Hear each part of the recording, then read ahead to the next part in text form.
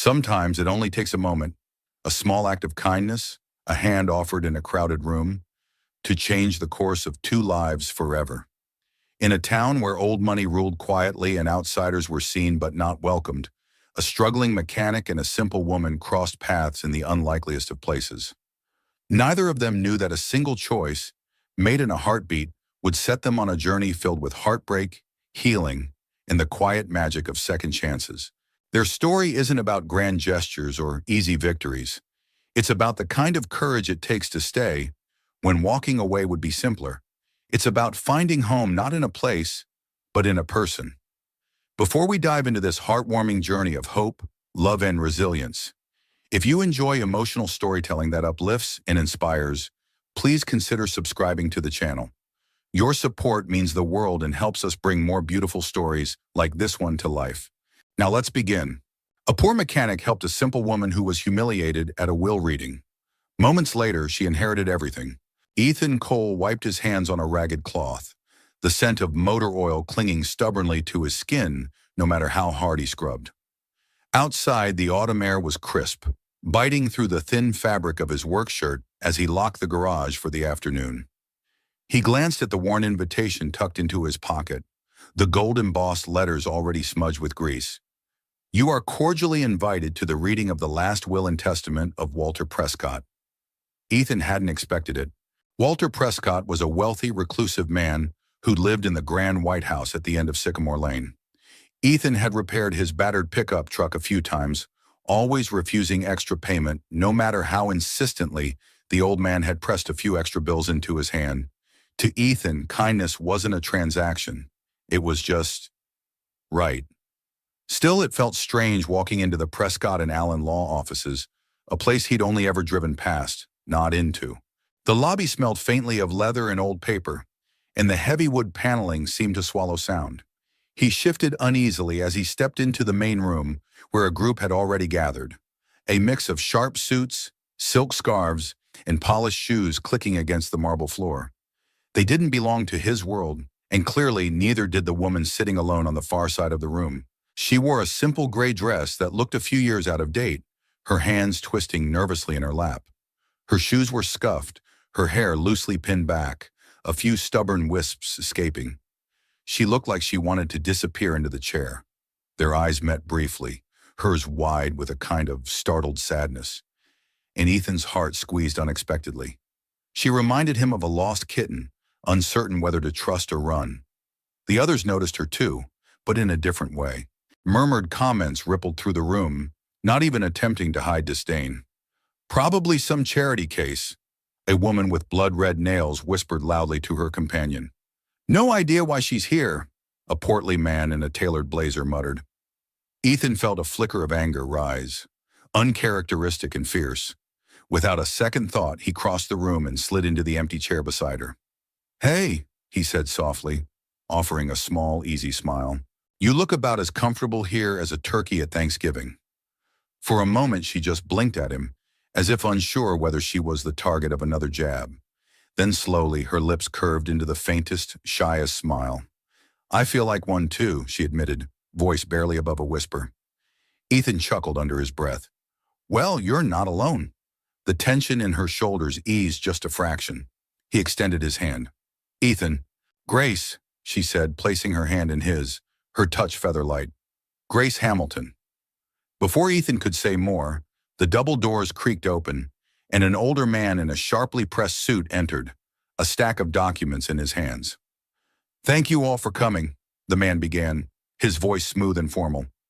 I am Charles Allen, Mr. Prescott's attorney. We are here to honor his final wishes. A hush fell over the room. Ethan noticed Grace straighten slightly, her fingers clasped tightly together in her lap. Charles adjusted his glasses and began reading from the thick sheaf of papers. To my extended family members, I bequeath my personal items of sentimental value, he intoned, listing off a series of old clocks, paintings, and books. Faces fell. Murmurs of confusion and irritation spread like a wave. And, Charles continued, to the staff and workers who assisted me during my later years, I extend my deepest thanks and a modest gift of appreciation. He named several people, but Ethan's name was absent. which suited him just fine. He had never wanted anything. And finally, Charles said, pausing with deliberate weight, the entirety of my estate, including Prescott Manor, all financial holdings, investments, and assets, shall be bequeathed to Grace Hamilton. The room froze. Dead silence hung for a beat too long before it shattered into chaos. Who? She's no relation. This must be a mistake. Grace sat completely still, as if the world had tilted and she hadn't yet decided whether to hold on or let go. Charles raised a hand for silence. It is no mistake. Mr. Prescott's decision was deliberate and legally sound. Miss Hamilton is the sole heir. Ethan turned to Grace, who was staring ahead with wide, disbelieving eyes. Her lips parted slightly in shock. He leaned closer. You okay? She shook her head, barely breathing. Without thinking, Ethan slid his hand over hers, grounding her to the moment. The angry buzz of voices grew louder. Several of the more entitled-looking relatives stormed toward Charles, demanding explanations, waving their arms. The mood shifted from shock to hostility. Instinct overrode thought. Ethan stood, shielding Grace slightly with his body. You don't have to stay here, he murmured. Come on. She blinked up at him, as if he were a rope thrown to someone drowning. Trust, tentative but real, flickered across her face. She nodded. He helped her to her feet, her hand trembling in his, and together they threaded through the angry crowd. Some tried to block their path. Ethan's broad-shouldered presence carved a clear way. Outside, the air hit them like a cleansing wave. Grace stumbled slightly and Ethan caught her elbow. I don't understand, she whispered, dazed. You don't have to right now, Ethan said gently. Let's just get you somewhere quiet, okay? She looked at him, really looked at him, and something in her broke free, a desperate gratitude so raw it made his chest ache. Thank you, she said, voice cracking. Ethan gave a small, steady smile. Don't mention it. As they walked away from the courthouse, Ethan had no idea that in helping a frightened, bewildered woman find her footing again, he had just stepped into a story that would change both their lives forever. The late afternoon sun spilled gold across the cracked sidewalk as Ethan guided Grace down the courthouse steps. Her fingers remained curled loosely around his arm, as if she feared the moment she let go, she might vanish back into the confusion behind them. Do you have somewhere you can go? Ethan asked gently. Grace blinked up at him, still visibly dazed. I was just going to walk home. It's not far. He hesitated. The idea of letting her wander the streets alone, carrying the weight of that room's venom, didn't sit right with him. Tell you what, he said, offering a tentative smile. Let me buy you a cup of coffee first. My treat. For a beat, she hesitated, the survival instinct of someone used to expecting the worst. Then she nodded. They found a small diner around the corner, a place Ethan knew well, formica tables, cracked leather booths, and a waitress named Marge who poured the coffee before you even sat down. It wasn't fancy, but it was real. Safe. They slid into a booth by the window. Grace folded her hands in her lap, her shoulders hunched as if trying to make herself smaller. Ethan watched her quietly for a moment, giving her space. Sometimes the best way to help someone wasn't by talking, it was simply by being there, solid and patient. Marge shuffled over, beaming at Ethan. Your usual. And whatever she wants, he added, tipping his head toward Grace. Coffee's fine, Grace said, her voice still unsteady. Marge nodded and disappeared.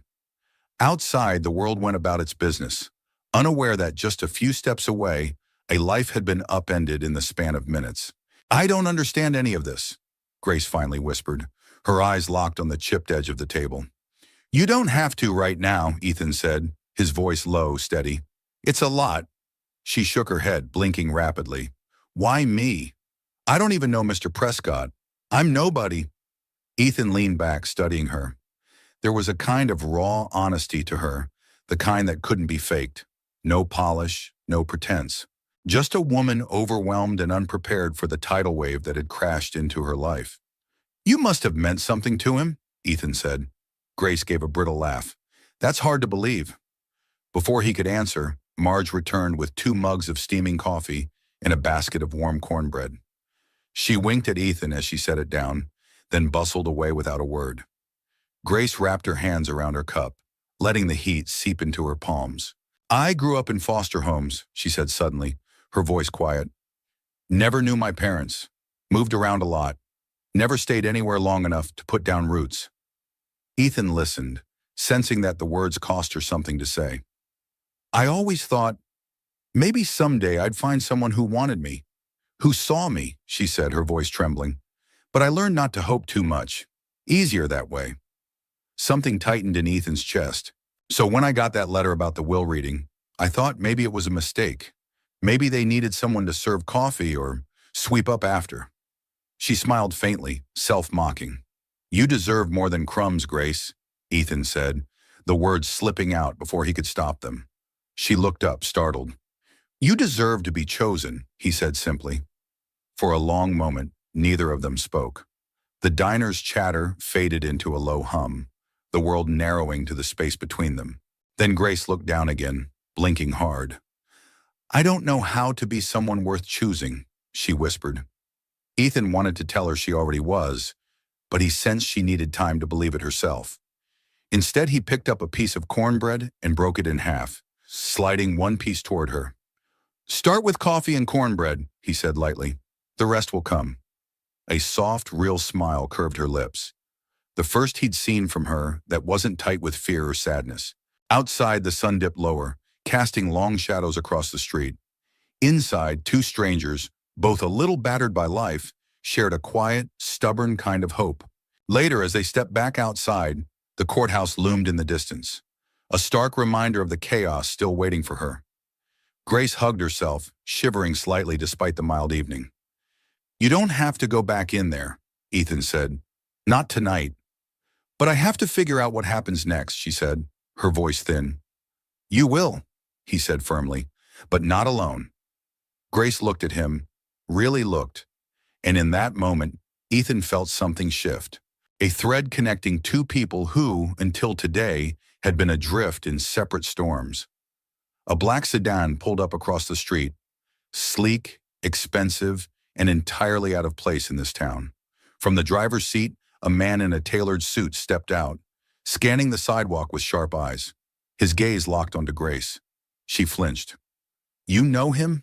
Ethan asked quietly. She nodded, her face pale. One of the Prescott family lawyers, I think. Silverate. The man started toward them, his expression unreadable. Without hesitation, Ethan stepped slightly in front of Grace, blocking the man's direct line to her. The lawyer stopped a few feet away, glancing at Ethan with thinly veiled contempt before addressing Grace. Miss Hamilton, he said curtly, you are required to attend a follow-up meeting tomorrow morning to discuss the transfer of assets. Grace opened her mouth, then closed it again, her fingers twisting together. Ethan spoke for her. She'll be there, but not alone. The man's nostrils flared, but he gave a stiff nod before returning to his car. Grace let out a shaky breath as the sedan pulled away. Thank you, she whispered. Ethan smiled faintly. You're getting used to saying that to me. She smiled too, a real one this time, small but resilient. A spark of something, courage maybe, flickered behind her tired eyes. Maybe she wasn't as alone as she thought. Maybe, just maybe, she didn't have to be. Morning came too soon. Grace sat on the edge of the motel bed, staring at the outdated floral wallpaper as the clock ticked toward 8. Her hands twisted in her lap, the pale blue dress she had chosen, simple, clean, modest, wrinkled under her restless fingers. She still half expected someone to knock on the door and tell her it had all been a mistake. A simple clerical error, Miss Hamilton. Sorry for the confusion. But no one came. Instead, when she stepped outside, the sharp October air greeted her. And so did Ethan, leaning casually against his rusted pickup, coffee cups in hand. You ready? He asked, offering her one. She managed a tight smile. Not even a little. Good. Means you're sane. She almost laughed. Almost. And that tiny, frayed edge of humor was the only thing keeping her upright as they drove back toward Prescott and Allen. The law office buzzed like a kicked hornet's nest. News had spread overnight, whispered in grocery store aisles, over diner counters, across backyard fences. The Prescott family, pillars of Willow Creek's old money pride, had been blindsided by a stranger, and strangers weren't welcome here. The moment Grace and Ethan walked through the door, the room stiffened, heads turned, eyes narrowed. Conversations broke off into icy silence. Grace shrank instinctively, but Ethan's presence beside her, steady and unshakable, gave her courage she didn't know she possessed. Charles Allen stood by the conference table, his expression impassive. Beside him, the Prescott relatives clustered like crows, their expensive clothes and brittle smiles barely masking the fury simmering underneath. "Miss Hamilton," Charles greeted, his tone neutral. "Thank you for coming." She nodded, her throat too tight for words. Charles gestured to a seat at the long mahogany table. Ethan followed without hesitation, ignoring the disapproving glances shot his way. The reading of the will was over. This meeting was about execution, and for some, about war. "I must reiterate," Charles said smoothly, "that Mr. Prescott's will was properly drafted, witnessed, and notarized. It has been reviewed and deemed valid under the laws of the state of Illinois." A low, derisive chuckle came from the far end of the table. "So convenient," sneered a man in a navy suit. Gerald Prescott, Grace remembered dimly from yesterday's chaos. A stranger walks in off the street and walks out with everything? Grace's cheeks burned. She opened her mouth to defend herself, but Ethan beat her to it. "She didn't ask for this," Ethan said evenly. "She didn't scheme her way in here. Maybe your anger would be better aimed at the man who made the decision. The man you claim to love so much." Gerald's face turned an ugly shade of red. "Who the hell are you?" he snapped. "Someone with better manners," Ethan replied calmly. Murmurs swept through the room. Some of the other Prescotts shifted uncomfortably. Not everyone was ready to attack, but few were willing to defend. Charles cleared his throat, bringing the focus back. "Moving forward, Miss Hamilton will need to sign the necessary documents to transfer ownership of the Prescott estate and associated assets." Grace stared at the thick stack of papers he slid toward her. It felt unreal, like a cruel joke. She had never even owned a car, let alone an estate. She faltered. "I don't know if I'm the right person. I don't know if I can handle all this." Gerald pounced. "There," he barked. "She admits it herself. She's incompetent, unfit." "Being humble isn't the same as being incompetent," Ethan said sharply. Grace looked up at Charles, her voice trembling. "What happens if I refuse?" Charles hesitated, choosing his words carefully. "If you decline the inheritance, the estate would pass to the next designated beneficiary, which in Mr. Prescott's case would be divided among other parties." "Meaning them?" "Meaning the same people who now glared at her with naked hatred." Grace swallowed hard. She thought of the foster homes, the hand-me-down clothes, the cold, empty holidays. She thought of Mr. Prescott, a man she had never really known, but who had somehow seen her, chosen her. Maybe he saw something in her that she hadn't yet dared to believe was there. Maybe he believed she could do something good. Grace squared her shoulders. Barely, but enough. "I'll sign," she said, her voice low but steady. The room erupted. Shouts, accusations. One woman, elegant and venomous, actually lunged forward as if to rip the papers from Charles's hand. Ethan was faster. He rose from his chair, stepping between Grace and the furious mob with the quiet, immovable strength of a boulder in a storm. "Enough," he said, his voice like iron. The room stilled. Charles, to his credit, handled the situation with cool efficiency, guiding Grace through the signing process while Ethan kept watch, his posture loose but ready. When it was over, Grace exhaled shakily. Her hand trembled slightly as she set down the pen. It was done. She was, by all rights and legal standing, the heir to the Prescott fortune. But as she looked around the room, at the bitterness, the rage, the calculating stares, Grace realized something. Money didn't buy acceptance. It didn't buy love. It didn't even buy safety. It only magnified who people really were underneath. Ethan touched her elbow lightly. "You don't owe them anything." Grace nodded, grateful beyond words. As they stepped out into the sunlight once again, Grace knew one thing for certain. Whatever came next, she would not face it alone. Not as long as Ethan was by her side. The small motel room smelled faintly of lemon cleanser and something older, something that clung to the threadbare carpet no matter how hard anyone tried to scrub it away. Grace sat by the window, her arms wrapped tightly around her knees, watching the late afternoon light slip across the cracked parking lot. On the dresser, the manila envelope from Charles Allen lay unopened. Inside were the keys to Prescott Manor, copies of the financial documents, the deed to more land and wealth than she could comprehend. She hadn't touched it since she got back. There was a knock at the door, not urgent, not demanding, just a soft, patient tapping. She knew it was Ethan before she even rose to answer. When she opened the door, he stood there holding a brown paper bag that smelled blessedly of fried chicken and mashed potatoes. His smile was easy, his eyes steady. "You look like you could use a real meal," he said simply. Grace managed a shaky laugh. "You're not wrong." He stepped inside, moving with the kind of casual confidence that somehow didn't feel like an intrusion. He set the bag on the little table, pulled out 2 battered plates the motel provided, and began divvying up the food as if they'd done this 100 times before. Grace sat across from him, the plastic fork heavy in her hand. For a few minutes they ate in silence, the kind that wasn't awkward, but simply comfortable, like a worn-in pair of jeans. Finally, Ethan leaned back, studying her with quiet concern. "You want to tell me what's running through your head?" Grace hesitated. For so long she had learned to keep things tucked away neatly inside, where they couldn't be used against her. Feelings were dangerous. Vulnerability was an invitation for hurt, but Ethan's gaze wasn't demanding. It was simply open, safe. She set her fork down carefully and drew a slow, shaky breath. "I don't know how to be someone who owns things," she said quietly. "I've spent my whole life being passed around. Different homes, different families, always temporary." Ethan said nothing, letting her fill the silence at her own pace. "When you grow up like that, you stop asking why people leave," she continued, staring at the crumbling wallpaper. "You just start wondering how long it'll take this time." Her voice broke a little on the last word.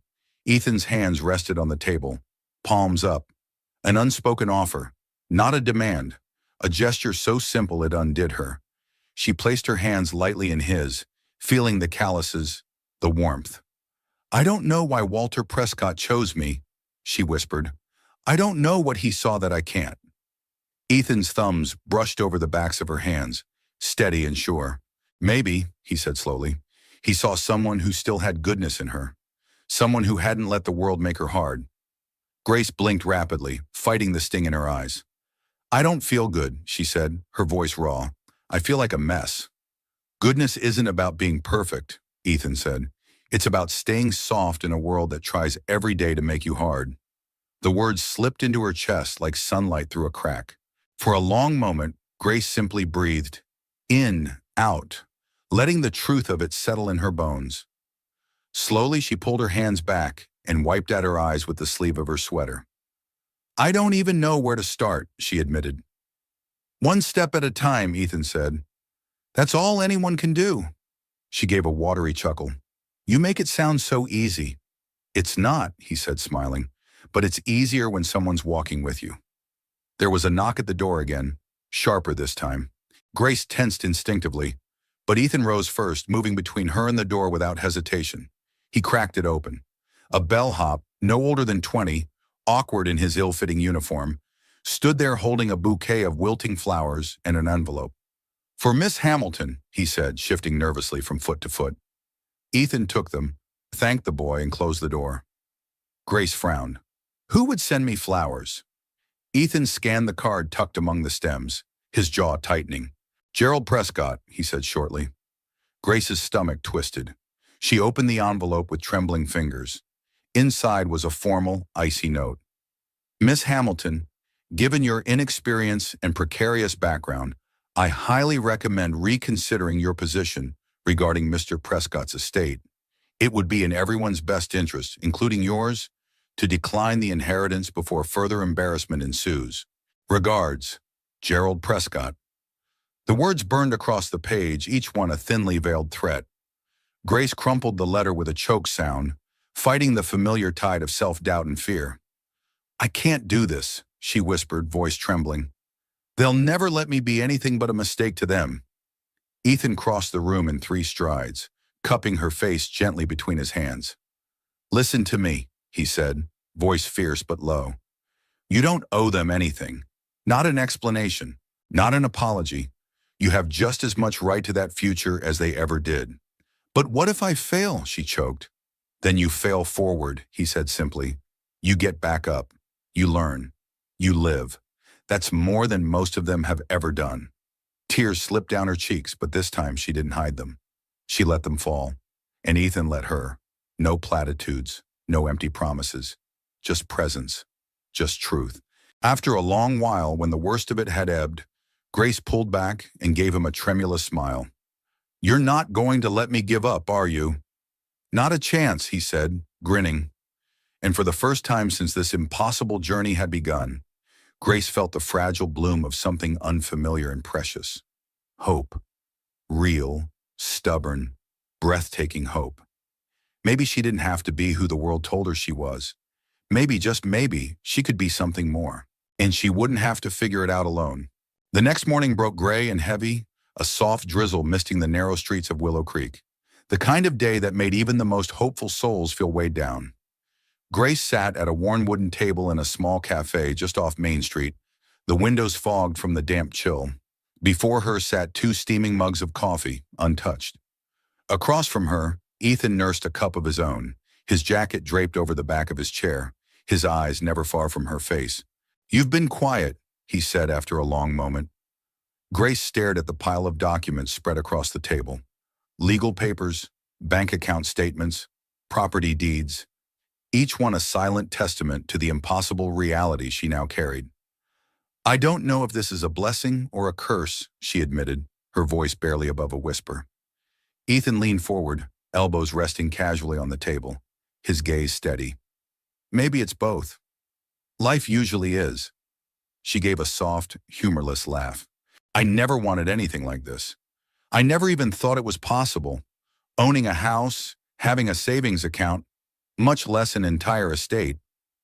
"You didn't ask for it," Ethan said gently.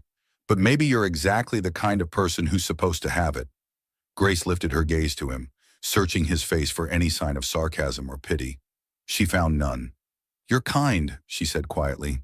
"But kindness doesn't change the fact that I don't know what I'm doing." "You don't have to know yet," Ethan said. "Nobody hands you a map when life changes overnight. You figure it out as you go." She studied him for a long moment.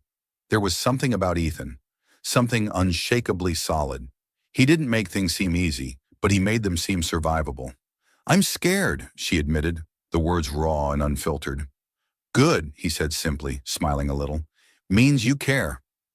The waitress brought over a plate of eggs and toast, but Grace barely touched it. Her stomach was a tight knot of nerves. "I keep thinking," she said slowly, "that maybe I should just walk away. Give it all back. Let them have it." Ethan's smile faded, replaced by a seriousness that anchored her to the moment. "You could," he said. "You absolutely could. But would that be the right thing?" Grace dropped her gaze to the tabletop. "Those people, they only care about what they can take, not about what Mr. Prescott wanted, not about the good that could come from all this." She twisted her fingers together, her heart pounding. "And you," Ethan said, voice low, "have the chance to turn it into something better." Grace's throat tightened. She thought about her childhood, the endless moving, the feeling of being disposable, invisible. She thought about the other children she had left behind in those crowded, indifferent foster homes, children who even now probably still believed that nobody would ever choose them. Maybe she couldn't save the whole world, but maybe she could make a difference somewhere, for someone. "I could," she said slowly, her mind racing ahead, tentative but growing stronger. "I could set up something, a scholarship, or a fund for foster kids. Give them a chance Mr. Prescott gave me." Ethan's smile warmed, slow and genuine. "Now that," he said, "sounds like the right kind of crazy." Grace laughed, a real startled laugh that made a few heads in the cafe turn. For the first time since the reading of the will, she felt something unfamiliar bloom in her chest. Not fear, not dread, possibility. "I don't know how to run a charity," she said, half apologetic. You'll learn, Ethan said easily. You learned how to survive things most people wouldn't last a week in. Trust me, you can learn this. She sipped her coffee, the bitterness grounding her, clearing her head. There would be hurdles, legal battles, resentment from the Prescotts, public scrutiny, but she wouldn't face them alone. Grace looked at Ethan, at the way he watched her without judgment, without expectation, simply there. Why are you helping me? She asked, not accusing, just genuinely wondering. Ethan shrugged. Maybe because I know what it feels like when the world tells you you don't belong. Maybe because I believe in rooting for the underdog. His smile turned wry. Or maybe because I'm stubborn and you look like you needed someone to be stubborn for you. Grace blinked hard against the sting in her eyes. I don't know how to thank you, she said. You don't have to, he replied simply. Just don't give up. The rain intensified outside, pattering against the windows in a steady rhythm. Grace took a deep breath, feeling something shift inside her, a fragile but undeniable turning point. She gathered the papers into a neat stack, smoothing them carefully. I'm going to do it, she said, her voice firming. I'm going to accept it, but not for the money, not for the house, for the chance to make something better. Ethan raised his coffee cup in a quiet toast. To second chances, he said. To second chances, Grace echoed, tapping her cup against his. In the window, the reflection of the two of them shimmered against the rainy backdrop.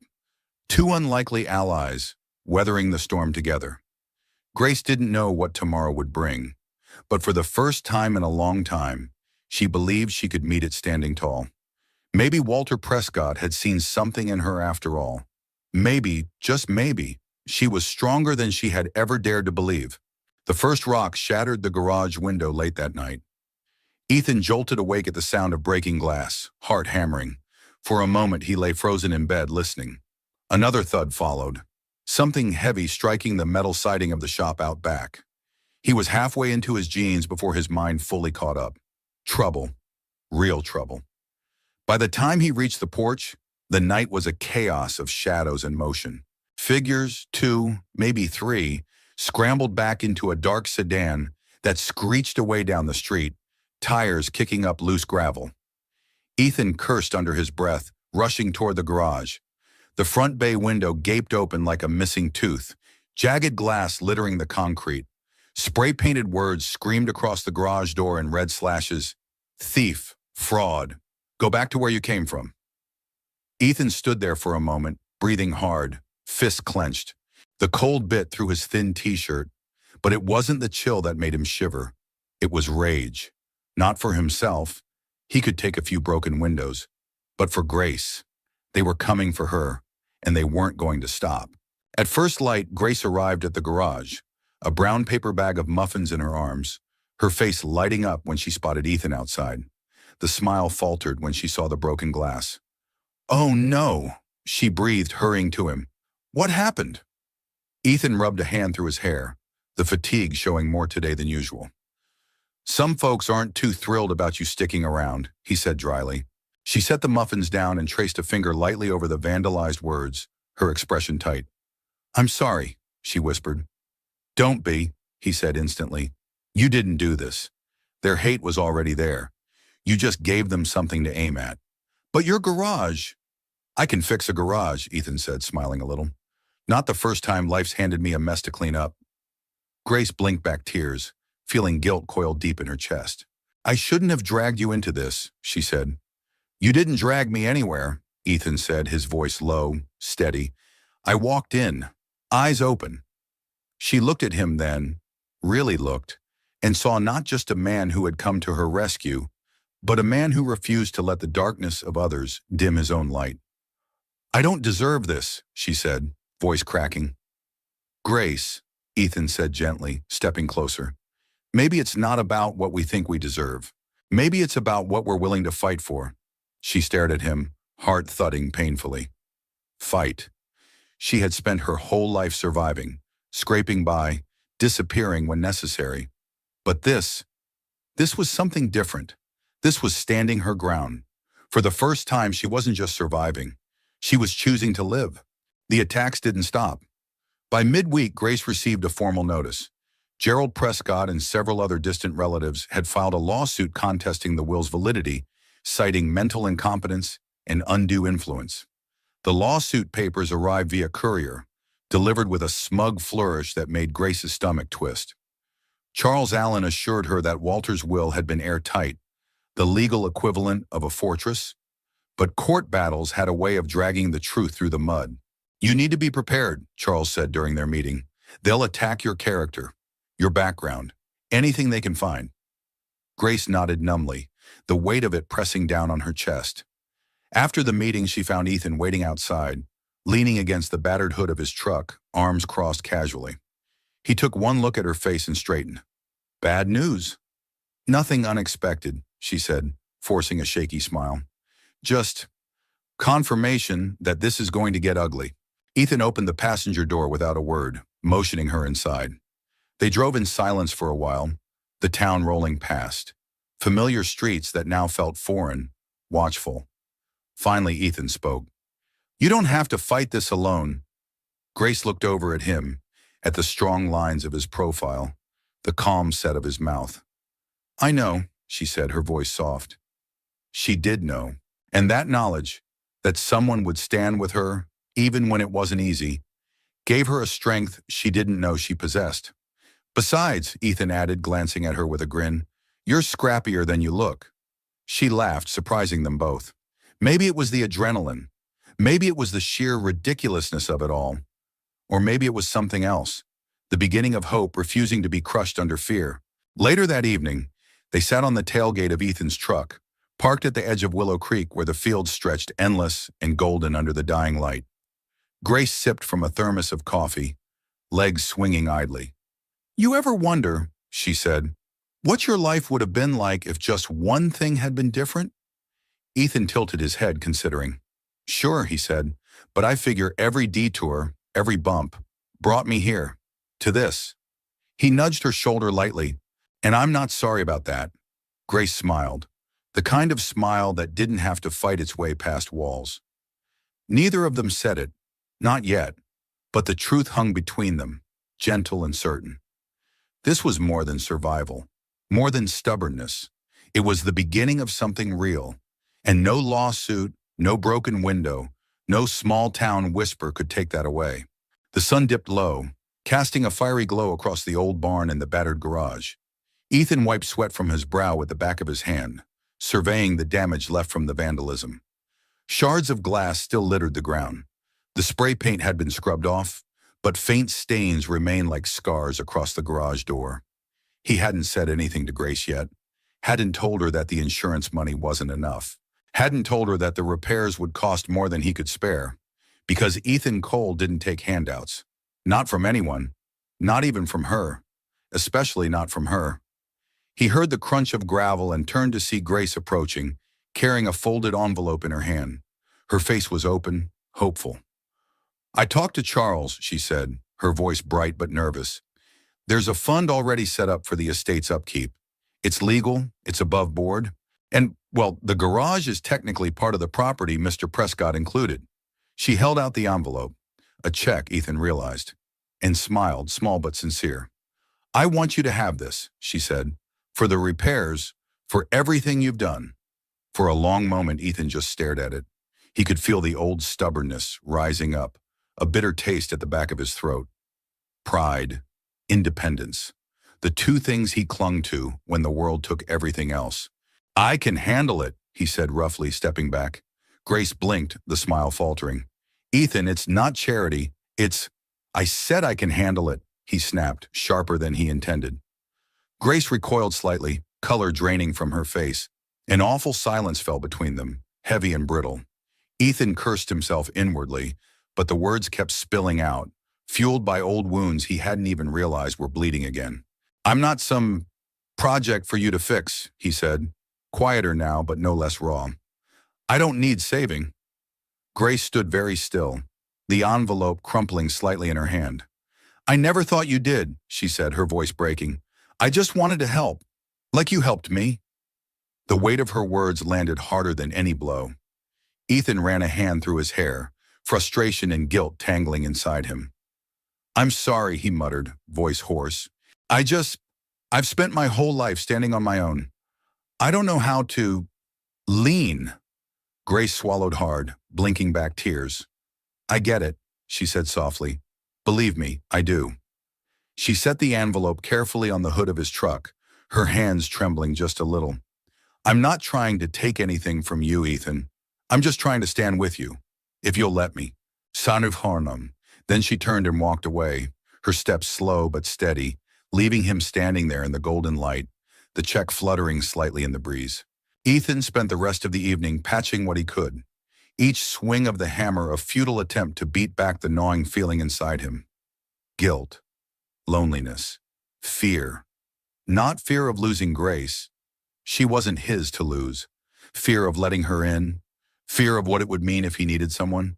If he needed her.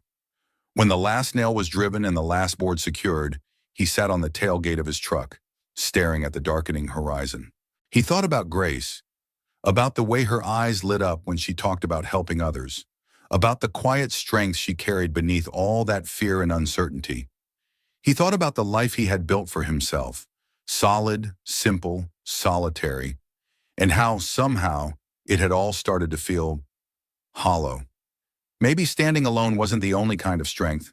Maybe standing with someone, trusting someone, was even harder and braver. He picked up the envelope, smoothing out the creases she had left in it. It wasn't about money. It never had been. It was about believing in each other. Ethan closed his eyes for a moment, breathing in the cool night air, letting it steady him. Then he grabbed his jacket and keys and headed into town. He found her at the edge of Willow Creek's little public park, sitting on a bench under the street lamps, the light haloing her hair like a soft crown.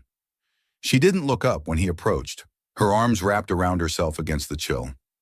Ethan sat down beside her, leaving a respectful space between them. For a moment, neither of them spoke. Then quietly he said, "You were right." Grace turned her head, eyes wary but curious. "I don't have to do it all alone," Ethan said, "and I don't want to." He held out the crumpled check, not as a transaction, but as a bridge. "If we're going to fix things," he said, voice low, "let's fix them together." Grace's face crumpled, the tears slipping free this time. Not from hurt, but from relief. She reached out and took the check, then set it aside carefully, and then she took his hand. It wasn't a grand gesture. It wasn't fireworks or sweeping declarations. It was better. It was real.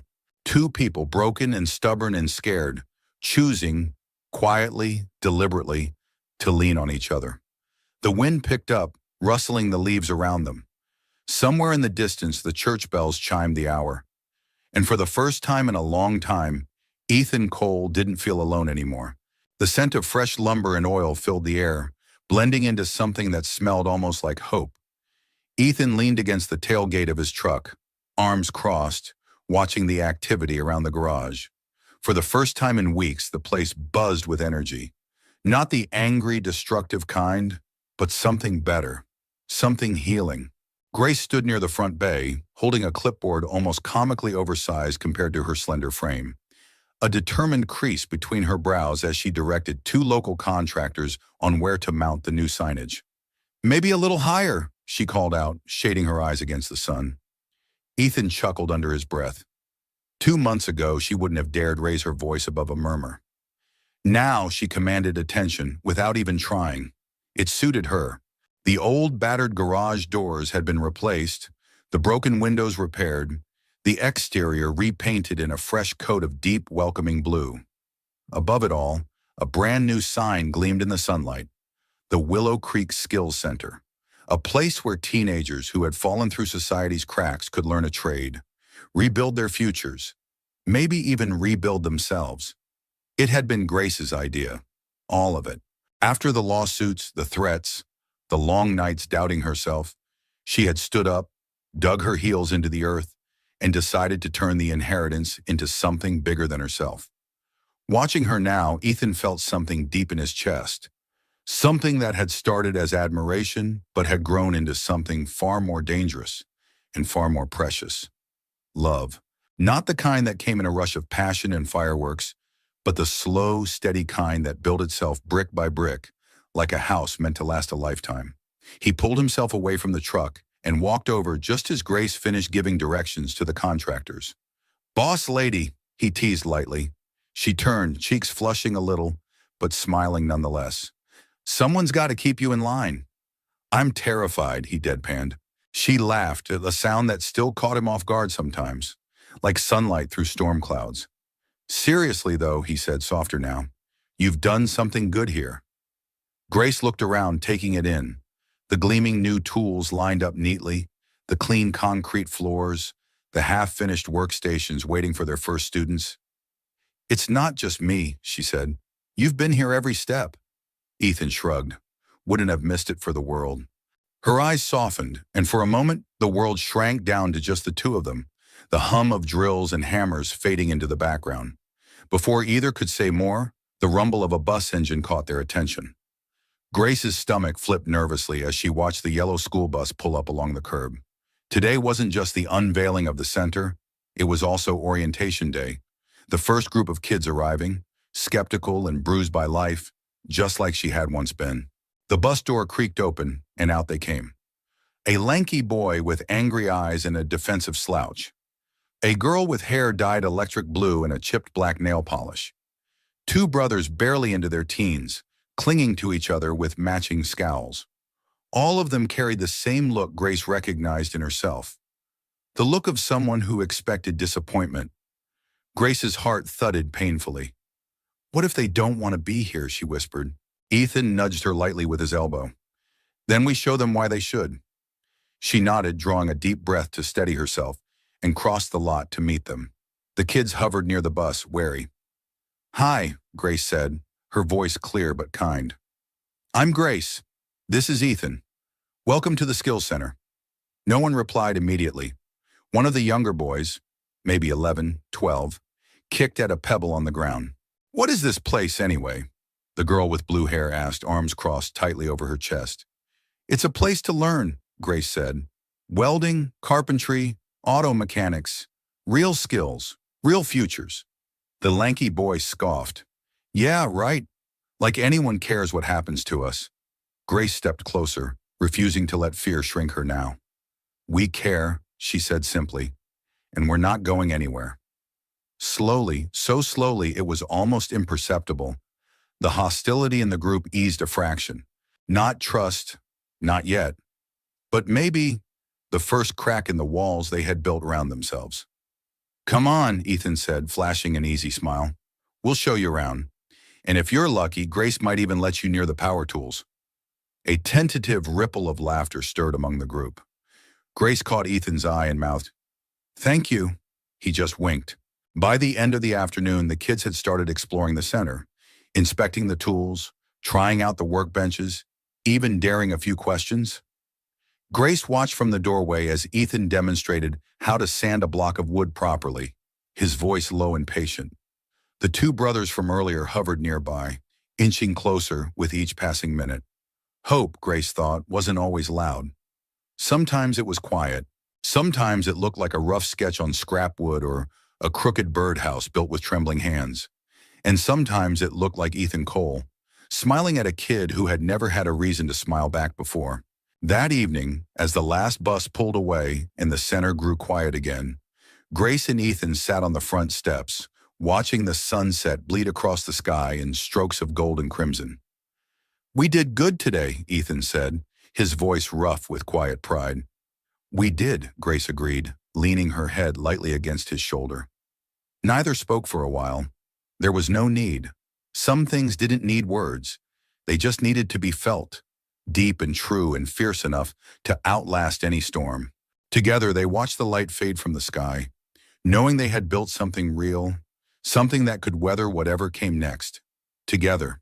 The change didn't happen overnight. At first, the Skills Center was met with polite indifference, and sometimes outright suspicion. Old habits died hard in Willow Creek. People didn't forget easily, especially not when it came to newcomers, or worse, someone who, in their eyes, had stolen what should have belonged to one of their own. Grace felt it everywhere. The too long glances in the grocery store aisles, the whispered conversations that stopped abruptly when she walked by, the stiff nods from neighbors who used to smile. It hurt more than she wanted to admit. But every time the doubts gnawed at her, she thought of the kids. She thought of the way their shoulders had started to straighten after a few weeks, the way tentative jokes passed between them now, the way they asked questions without fear of ridicule. That was worth everything, and she wasn't alone. Ethan stood with her, always steady, always patient, quietly reinforcing what they were building, one conversation, one repaired carburetor, one crooked bookshelf at a time. It was a Saturday morning when Grace first saw the signs that maybe, just maybe, the town was beginning to shift. The garage was bustling, kids working under Ethan's supervision on small woodworking projects for the local fall fair. Grace was inside the small office-turned-classroom, sorting through donated supplies when a shadow darkened the doorway. She looked up, startled, to see Mrs. Langley, a stern woman in her 60s who ran the local bakery with a grip as iron as her personality. In her hands, she clutched a large cardboard box. Grace wiped her hands on her jeans and stepped forward. "Mrs. Langley," she said, careful to keep her tone respectful. The older woman sniffed, glancing around at the rows of battered workbenches and mismatched chairs. "Heard you were short on materials," Mrs. Langley said briskly, thrusting the box at her. "Figured someone ought to help." Inside, Grace saw bundles of yarn, sewing kits, basic tools, all new, all neatly packed. For a second, she couldn't find her voice. Then she managed a breathless, "Thank you, really." Mrs. Langley waved a dismissive hand. "Don't get mushy on me, girl. Just teach those kids to make something worth selling at the fair." And with that, she turned and marched off, her sensible shoes tapping sharply against the concrete. Grace stood there for a moment, stunned, and then slowly, a smile spread across her face. Maybe hearts didn't crack open all at once. Maybe it was more like water wearing a waystone, slowly, persistently, until something new could grow. The trickle became a stream. The hardware store owner dropped off a shipment of spare nails and bolts. They couldn't use anyway. A retired carpenter offered to volunteer twice a week to teach the boys finer woodworking skills. The local diner started sending over leftover pies at the end of every Friday. None of them said much. No grand apologies. No sudden confessions of misplaced judgment. Just small acts strung together, like stepping stones across a river. Grace cherished every single one. Late one afternoon, as the last of the students packed up their projects and headed home, Ethan and Grace found themselves alone in the golden twilight. They sat side by side on the front steps of the center, tired but content. Grace leaned back on her elbows, watching the pink-tinged clouds drift lazily overhead. "Do you think they're starting to believe in us?" she asked quietly. Ethan shrugged. "Maybe. Maybe they're just remembering how to believe in second chances." And Grace smiled at that, a real wide smile that lit up her whole face. "I almost gave up," she admitted, "when the lawsuit started, when people turned away." Ethan turned his head, studying her. "But you didn't." She shook her head slowly. "Because of you." The words slipped out before she could stop them. Ethan's expression softened, something deep and unguarded flickering in his eyes. "You didn't need me to be strong," he said, voice low. "You had it in you the whole time." Grace looked down at her hands, feeling the old fears stir. The ones that said she wasn't enough, wasn't worthy. But this time, she didn't listen. This time, she chose to believe. She reached over and laced her fingers through Ethan's. A small gesture, but one that sent a shock of warmth racing up her spine. Together, they sat in the fading light, two souls who had once been battered by life, now stitching something new from the tattered edges of their past. Hope didn't always roar. Sometimes it whispered, and sometimes it simply sat beside you on a cool autumn evening, holding your hand, breathing with you, waiting for whatever came next. Later that week, the Willow Creek Gazette, the town's modest bi-weekly newspaper, ran a small article. New community center offers second chances for local youth. There was a picture too, a candid shot of Ethan showing a group of teenagers how to weld, Grace laughing in the background. It wasn't front-page news. It wasn't a headline that would change the world. But for Willow Creek, it was everything. And for Grace, it was proof that kindness, quiet, stubborn, relentless kindness, was stronger than fear, stronger than gossip, stronger than doubt. It grew inch by inch until it became something no one could ignore. And somewhere deep inside her, Grace realized she hadn't just inherited Walter Prescott's fortune, she had inherited his belief that even in a broken world, good things could still take root and bloom. The last golden light of the day stretched long across the hills, bathing Willow Creek in a soft, amber glow. Ethan tightened the straps securing a new shipment of lumber in the back of his truck, working slower than usual. His hands moved automatically, but his mind was elsewhere. He'd made up his mind. Tonight, after the day's work was done, he would tell Grace. Tell her he was stepping back. Tell her she deserved more than a man who patched engines and fixed broken windows. Tell her that she deserved a life filled with ease and comfort, not one burdened by the rough edges he carried like a second skin. It wasn't that he didn't want her. God knew he wanted her with a depth that scared him. But love wasn't about wanting. It was about giving someone the chance to have everything they deserved, even if it meant letting them go. Grace stood in the doorway of the skills center, watching him. She could sense it, the distance he was putting between them, the way he moved. A little too brisk, a little too careful. Her heart ached. She wasn't naive. She recognized fear when she saw it. Not the kind that made you run from danger, but the kind that made you run from happiness because you didn't think you deserved it. And she wasn't going to let him do that. Not this time. Grace grabbed her jacket and followed him as he closed the garage for the night, his broad shoulders stiff. They walked together in silence, down the familiar dirt road that led to the little overlook where you could see the whole town sprawled out below, wrapped in the embrace of the hills. The sunset was breathtaking, a riot of pink and gold and fiery red. But Ethan barely seemed to notice. Grace stopped at the crest of the hill, the wind tugging at her hair. "Ethan," she said quietly. He didn't look at her, just kept staring out over the town. "I've been thinking," he said finally, his voice low. "You've got something real going here, Grace. The skills center, the scholarships, the kids. You're building a life bigger than this town ever dreamed." Grace waited, heart hammering. "And you deserve someone who fits into that life," he continued, forcing the words out like they hurt. "Someone who can give you more than a beat-up truck and a toolbox full of broken dreams." He finally turned to face her, and the raw honesty in his eyes nearly undid her. "You deserve the world," he said simply, "and I'm just a guy who can barely afford to keep his roof from leaking." For a long moment, Grace said nothing. She just looked at him, really looked, and saw not the worn boots, the rough hands, the scars time and hardship had etched into his skin. She saw the man who had stood beside her when everyone else turned away, the man who had taught her to believe in herself, the man who, without realizing it, had become the safest place she had ever known. Grace took a step closer. "You're right," she said, her voice trembling slightly. Ethan's face tightened, but he nodded, swallowing hard. "I do deserve the world," she continued, "and you're the only one who's ever made me believe I could have it." He blinked, thrown off balance. "I don't need fancy dinners or champagne or five-star hotels," she said, her voice gaining strength. "I need someone who sees me, who believes in me, who stands with me when things get messy and hard." She placed her hand gently over his heart, feeling the wild beat beneath her palm. "I need you," she whispered.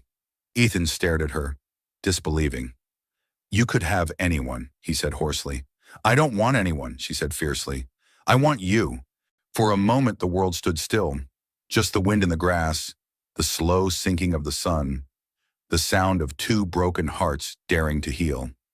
Then with a soft, broken sound, Ethan pulled her into his arms. He held her like a man who had spent a lifetime reaching for something he thought he could never have, and Grace held him back just as tightly, tears slipping down her cheeks. Not from sadness, but from the overwhelming rightness of it all. They stayed that way as the sky darkened and the first stars began to blink awake. No promises, no grand declarations. Just the simple, stunning truth of two people choosing each other, choosing to stay, choosing to believe that maybe love didn't have to be perfect to be real. Maybe it just had to be brave. Later, as they sat side by side on the hood of Ethan's truck, wrapped in an old blanket against the chill, Grace rested her head on his shoulder. "I was so scared," she murmured. Ethan kissed the top of her head, his voice rough with emotion. "Me too." She smiled, the kind of smile that felt stitched into her very soul now. "But we're not alone anymore," she said. "No," Ethan agreed, tightening his arm around her. "We're not." Above them, the stars spun silently, bearing witness to the quiet miracle of two hearts finding their way home. Together.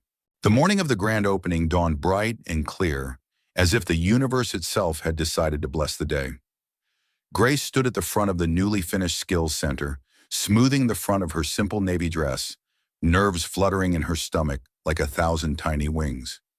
She glanced around, taking in the banners strung across the front entrance, the neat rows of folding chairs, the tables set with lemonade and cookies. It wasn't extravagant, it wasn't polished, but it was real, and it was theirs. Behind her, the workshop buzzed with final preparations. Ethan adjusted the height of a display table, showcasing the first projects the kids had completed. Hand-carved birdhouses, basic metalworks, even a small wooden bench painstakingly sanded and varnished until it gleamed. He caught Grace's eye and gave her a quick, reassuring smile. She smiled back, the simple exchange steadying her more than any pep talk could have. Slowly, people began to trickle in. First, a few curious townsfolk, neighbors, shopkeepers, some of the older farmers. Then, a few of the parents and guardians of the kids who had enrolled. And then, the kids themselves, shy but excited, proudly dragging their families toward their handiwork. Grace's heart swelled at the sight. It wasn't just about teaching skills. It was about giving these kids, and maybe the whole town, permission to hope again. The ceremony was short and sweet. Mayor Thompson, a grizzled man with a booming voice and a surprising knack for sentimentality, gave a brief speech praising Grace and Ethan's efforts. Then he handed the microphone to Grace. She swallowed hard, feeling every pair of eyes on her. For a moment she froze, the memories of a lifetime spent invisible, overlooked, unwanted, crashing down on her. But then she spotted Ethan, standing at the edge of the crowd, hands casually in his pockets, his gaze locked firmly on her, not pushing, not pressuring, just there, steady, sure. Grace drew a breath and stepped up to the microphone. "Thank you all for being here today," she began, her voice trembling only slightly. "When we first started this project, we weren't sure if anyone would show up. We weren't sure if anyone would believe in it, or in us." She paused, scanning the faces. Some curious, some skeptical, but many smiling now. "But we believed in the kids," she continued, her voice strengthening, "and they've more than proven they deserve that belief. Today isn't just about opening a building. It's about opening doors, to opportunities, to second chances, to futures that once felt out of reach." She smiled, unable to help it.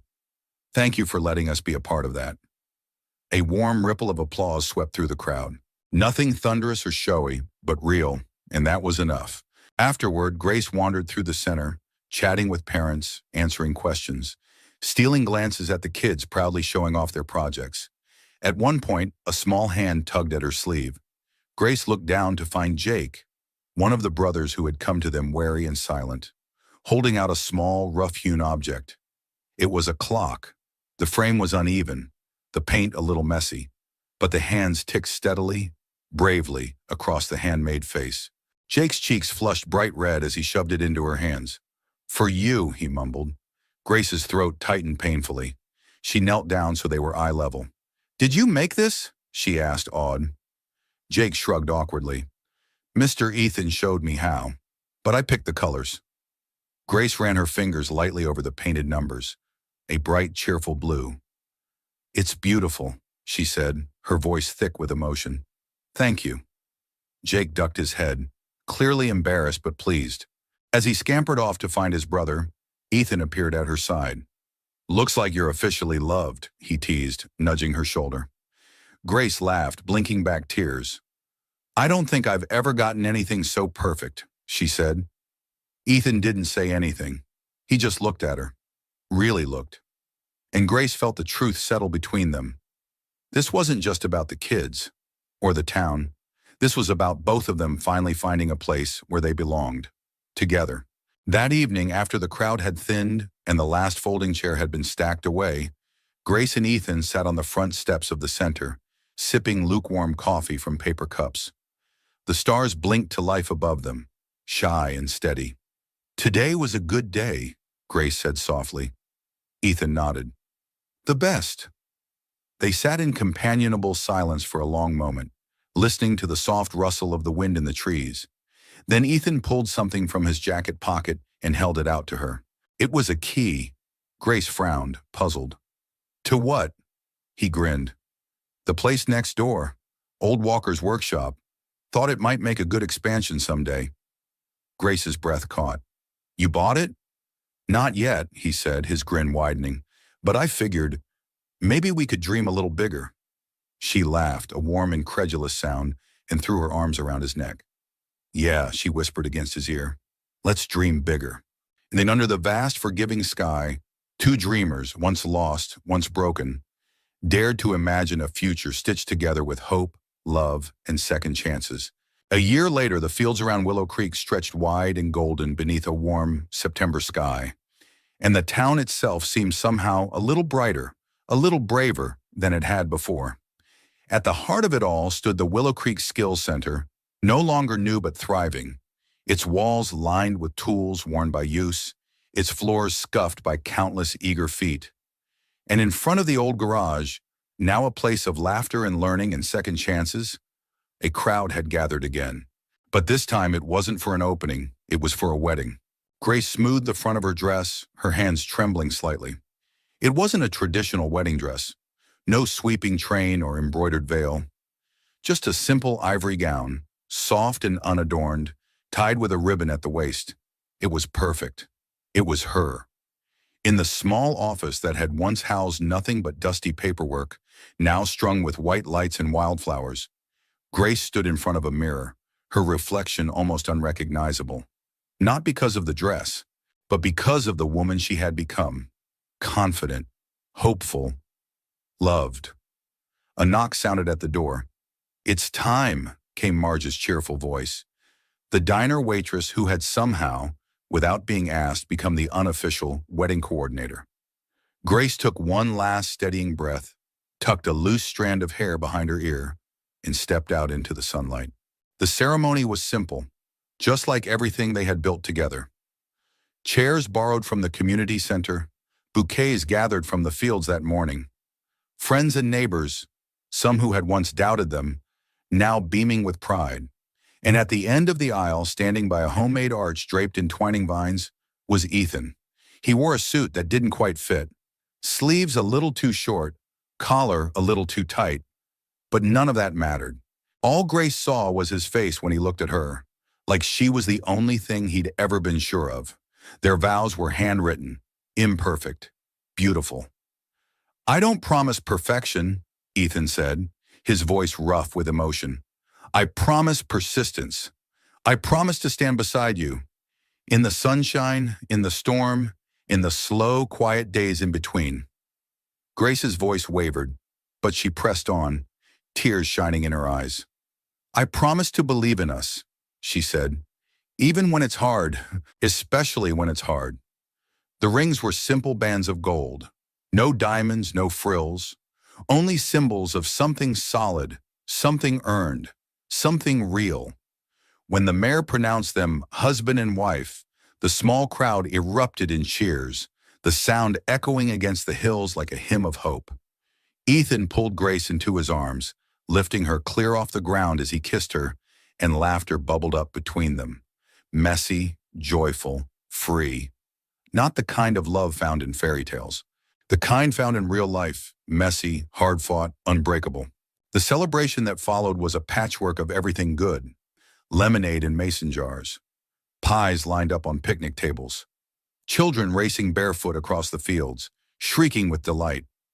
Someone brought out an old guitar, and a group of teenagers, former students, played clumsy but heartfelt songs that had everyone clapping along. Grace danced barefoot with the children, her dress swirling around her knees, laughter bright in the fading light. Ethan watched her from a distance, hands tucked into his pockets, his heart full to bursting. This was the life he had never dared to dream of. And somehow, it had found him anyway. Later, as the sky turned deep and velvety, and the first stars shimmered into being, Ethan and Grace slipped away from the crowd, walking hand in hand toward the quiet road that led home.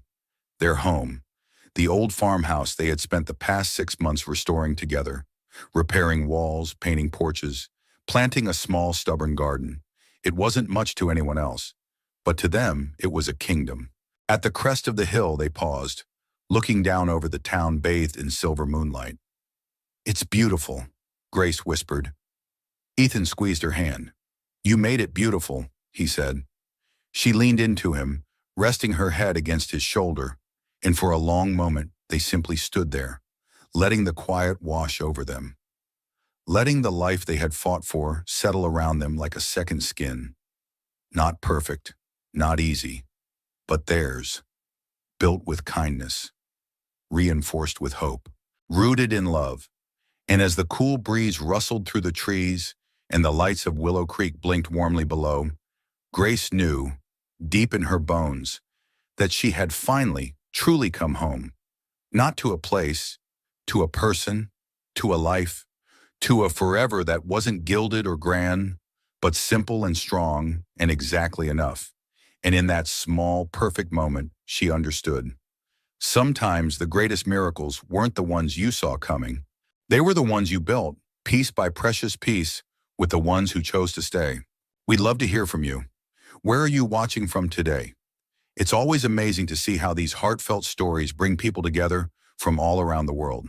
If you enjoyed this story and want to hear more inspiring tales of kindness, love, and second chances, don't forget to subscribe to the channel. There are so many more beautiful journeys waiting to be shared. Thank you so much for spending your time with us today. Until next time, take care and keep believing in the quiet magic of good hearts.